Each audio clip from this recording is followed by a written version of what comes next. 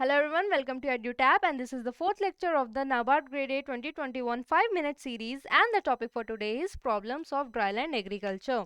To our new audience, kindly subscribe to our YouTube channel, and you can also join to our Telegram channel where you'll find all the free study material related to your examination.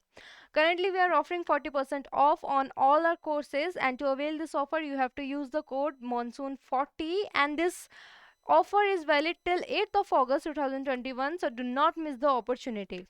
So before understanding what are the problems of dryland agriculture, let us first look at what is dryland agriculture, right? So dryland agriculture is nothing but the type of cultivation of crops which is entirely dependent on the natural vegetation without irrigation. So here the farmer, he does not, what is irrigation?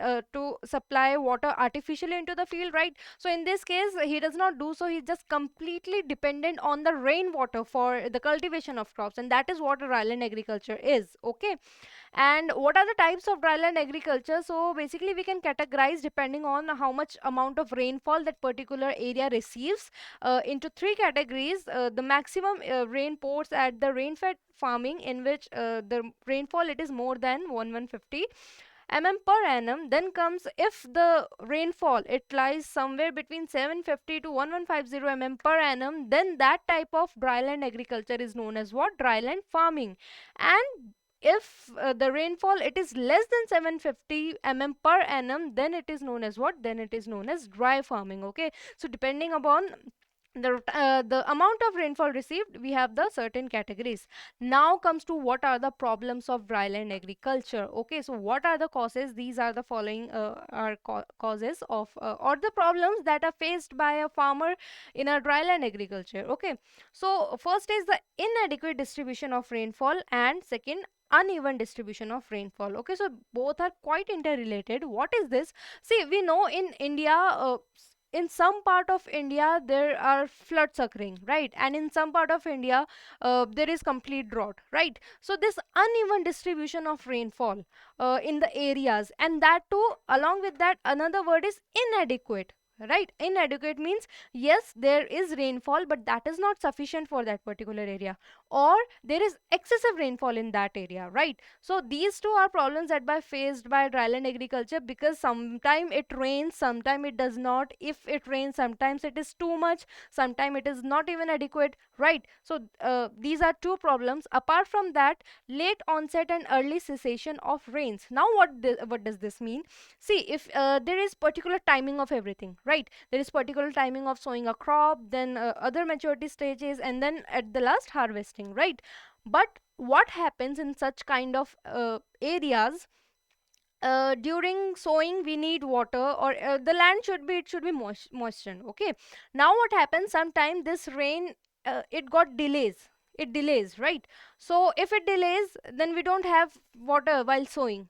Or in some cases what happens, see, there are specific stages in every plant where it requires water, that is the critical stage, okay? But what happens, the rain, it either it pours down early or after that particular stage, okay? So this late onset or early cessation of rain, it causes a big problem in the dryland agriculture. Next comes the prolonged dry spells during the crop period. Prolonged dry spell means it is not raining for quite a long time, okay? So what happens, again, while growing crop, if the rain it is not coming, or it is not occurring, it is not pouring in that particular area for quite a long time, the water, the crop, of course, it requires water, and this leads to what? This leads to the decline in the yield, right? Next comes the soil moisture retention capacity. And what is this? See, not only the rain is the problem, but the soil in these areas, they are not as good as the soil of place where river or water exists is, okay? What does this mean? These soils, they do not have good soil moisture retention capacity, okay? And not only that, in fact, they are not rich in nutrients also, okay? So what happens, there is already no rain, and if rain comes, it moves out of the field in the form of surface runoff. What is surface runoff? When the water, it just move out of the field just like that, it does not percolate deep inside the water, okay? So this low moisture retention capacity of soil, it is also one of the problem of dryland agriculture. Next comes small size of land holdings. Now do not get confused that why this thing is related to dryland agriculture. See, it is not about what is the climate of that particular area, but we have to understand what are the problems that occur if a farmer he does cultivation in a dryland agriculture. Okay, so what kind of farmer would have a small size of land holdings? Of course, who is not economically rich, right? So what happened, this particular point is here because these farmers, they are not able to use much better technologies that exist today, or the scientific methods or anything like that, because they are not what economically rich. Okay, so these kind of farmers, they face problem in dryland agriculture due to their financial conditions. And now what are the solution of dryland agriculture? See, the government, Indian government, it is not ignoring that, and ICAR, what they did a project, and the name of the project was All India Coordinated Research Project for Dryland Agriculture, with the assistance from the government of Canada. Means they took help of Canada, and it is in the year 1970. Okay, now they work together, and there are presently 25 cooperative centers under that. And the milestone of this was that in 1985, our own Central Research Institute for Dryland Agriculture, it was established in Hyderabad, to look at the matter of what are the conditions of dryland agriculture in India and how to tackle with it. If we go for what are the following mandates of the mission, what are their aim, key point, role?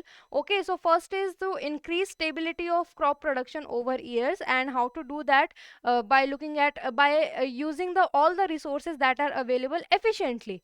Okay, to next is to develop alternate and sustainable land use system. Okay, there are various method, that is known as farming system. Okay, that is accordance to whatever climatic conditions are provided in that particular area, and those are the scientific methods, so we can use that. And third is to evaluate and study transferability of improved dryland technologies to farmers field. So basically it is about relying on the technology, or introducing technology to the farmers for the particular cause. And that is all for today. I hope you understood this topic well. We'll meet again with another topic. Until then, keep study hard. All the best.